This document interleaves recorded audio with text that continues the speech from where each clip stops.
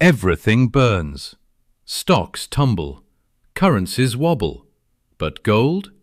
Gold glows. It's the ancient reflex of panic. When the world looks uncertain, people don't run toward risk, they run back in time. Back to the shiny metal dug from the earth for 6,000 years. And this week, that instinct lit up again. Gold just surged to a 3-week high, powered by the oldest emotion in markets, fear. But fear of what exactly?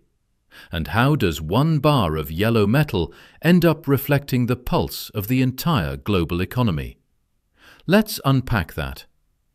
The last few weeks have been strange. Investors are watching the geopolitical chessboard heat up again. Tension in trade routes, whispers of new sanctions, a quiet currency war behind closed doors. Inflation cooled slightly, but not enough to comfort anyone. Bond yields slipped, the dollar softened, and money started running into the one asset that doesn't care who's in power or what the latest data says: gold. Up 4% in 3 weeks. That may sound minor, but in the slow, heavy world of gold, that's a heartbeat worth attention. Because when gold moves, it's not just about price. It's about confidence. Confidence in paper money. Confidence in governments. Confidence in the idea of safety itself. Gold's price hangs mainly on 2 invisible ropes: interest rates and fear. When rates drop or are expected to drop, gold looks stronger. It pays no yield, but if cash in the bank barely pays either, suddenly holding metal doesn't seem so outdated. Then comes fear. Political tension, financial panic, whispers of banking failures.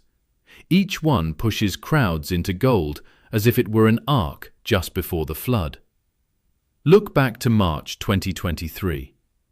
A US bank collapses, and within weeks, gold shoots up more than 10%.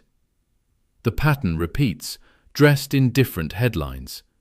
But behind those headlines sits peculiar math. For every actual ounce of gold in vaults, around 100 ounces are traded on paper through futures and contracts. The price you see flashing on your screen is a reflection of bets stacked 100 layers deep.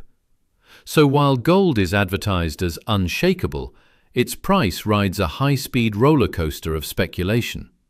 The safe haven, paradoxically, is built on leverage. Every few years, headlines scream about gold heading to $3,000. Maybe someday. But big buyers, central banks like China, India, and Turkey, collect gold quietly. They treat it as insurance, not rebellion. A silent hedge against the possibility that the dollar's throne might wobble. Meanwhile, everyday investors chase gold ETFs that don't necessarily hold the metal itself. A chain of paper promises tracing back to a vault most of us will never see. When we hear gold surges, it's not miners hauling treasure, it's algorithms blinking faster. Gold isn't moved by pickaxes anymore, it's moved by code. The myth says it's tangible.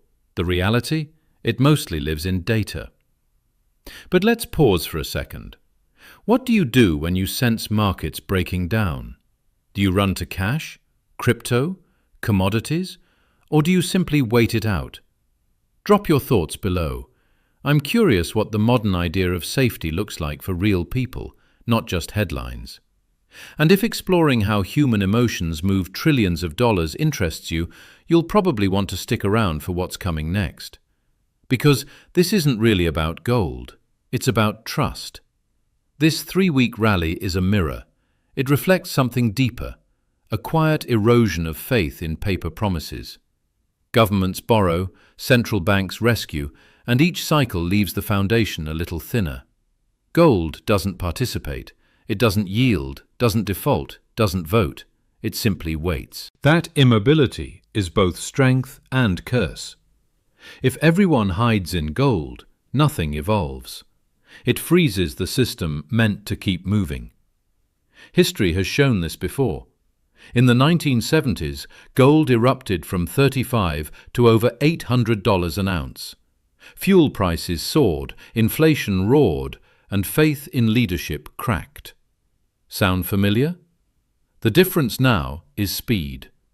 Back then, fear took weeks to travel through newspapers. Now it travels instantly. One rumor, one chart, one viral post, and the reaction hits before the truth even arrives. Gold isn't just priced in dollars anymore, it's priced in bandwidth, the speed at which panic spreads. And there's something almost humorous in this. Humanity, with all its technology and innovation, still clings to the same metal kings and merchants hoarded thousands of years ago. We call it strategy, but maybe it's nostalgia, a need to feel weight in an age of weightless money. Across oceans, China keeps stockpiling quietly. The US debates whether interest rates should fall sooner or later. Europe tries to balance stagnation with inflation. In that triangle of pressure, gold becomes neutral ground. Nobody's currency, everyone's fallback. Yet here's the irony. When too many people rush into safety, that very safety starts shaking. Demand cracks supply, speculation builds, and volatility creeps in. The calm refuge turns unstable. It's the market version of an overcrowded lifeboat. Everyone's clutching the same handle, and the boat itself starts tipping.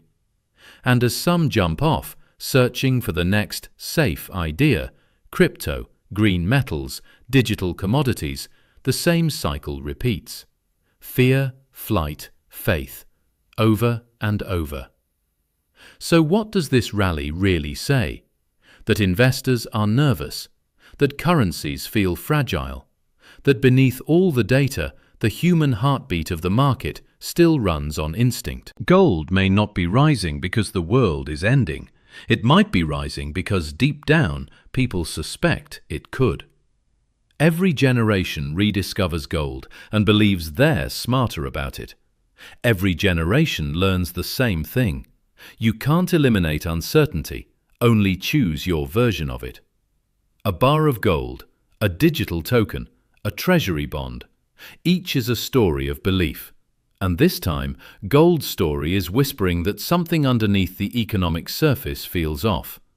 Whether that whisper becomes a distant echo or a roar is a question time will answer. Is gold climbing because the world is breaking, or because we just can't stop believing that it might? Maybe both. See you soon, guys. Don't forget to subscribe us. Love you.